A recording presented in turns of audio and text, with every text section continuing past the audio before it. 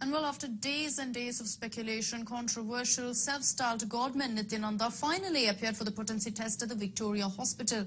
And the day was indeed dramatic with a lot of events unfolding. Here's a look at all that transpired today. Finally, the D-Day arrived. It was a day that would decide Nityananda's manhood, and Swami Nityananda had his plans in place. Disciple dresses up as Nityananda. This was the first plan executed to perfection by the godman. Many had been waiting outside his ashram, and when a man came out dressed up as Nitya and started his journey to the Victoria Hospital in a Ford Endeavour, everyone began to follow him. Everyone began to follow him.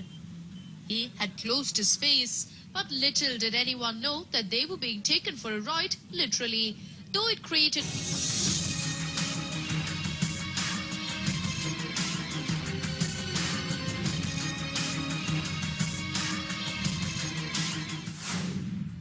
...8 a.m. Nitya at the hospital.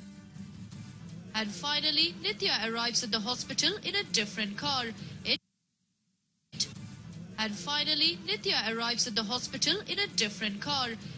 was a Toyota.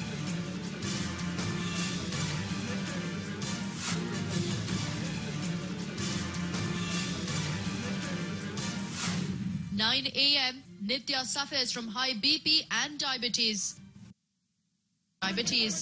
And 15 minutes later, doctors asked Nityananda to consume the breakfast he had carried with him from his ashram in Bidadi. 12 noon, Nitya goes on a questioning spree. Nitya kept on questioning every test and sought information. In fact, the Swami had brought one doctor disciple with himself. As part of the tests, Nityananda had to subject himself to self-stimulation of genitals. But the controversial Swami kept on refusing to perform this act, so it became difficult for the doctors to conduct the test. To coerce him into the act.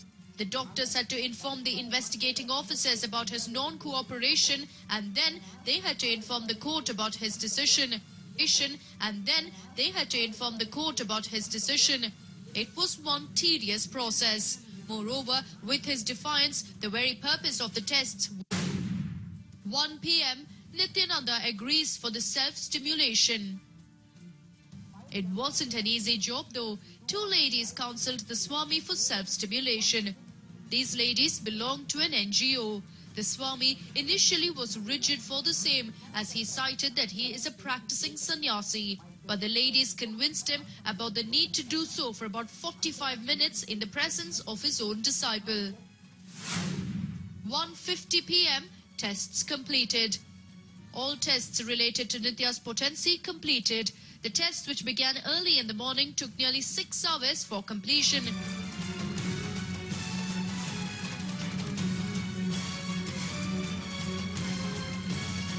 After this, Nitya was asked to take rest for 20 minutes at a special room in the nephrology department. He was also served milk and biscuits. While he was resting, tight security was put in place with more than 30 constables in action. CID SP Puttaswamy, Deputy SP Lokesh Mokkam were overseeing it. 2:20 p.m. Doctors hold meeting. A general checkup was conducted. The doctors held a meeting under the aegis of Dr. Ratkal. Victoria Hospital Medical SP Dr. Durganna, General Physician Dr. Veeranna Gowda and Psychiatrist Dr. Chandrasekhar attended. 3 p.m. ECG conducted. After everything was done, fluctuations in Nitya's breathing were found out, so an ECG was carried out. 5 p.m. Nitya out of Victoria Hospital. Finally, Nitya made his way out of the hospital. He was carried on a wheelchair.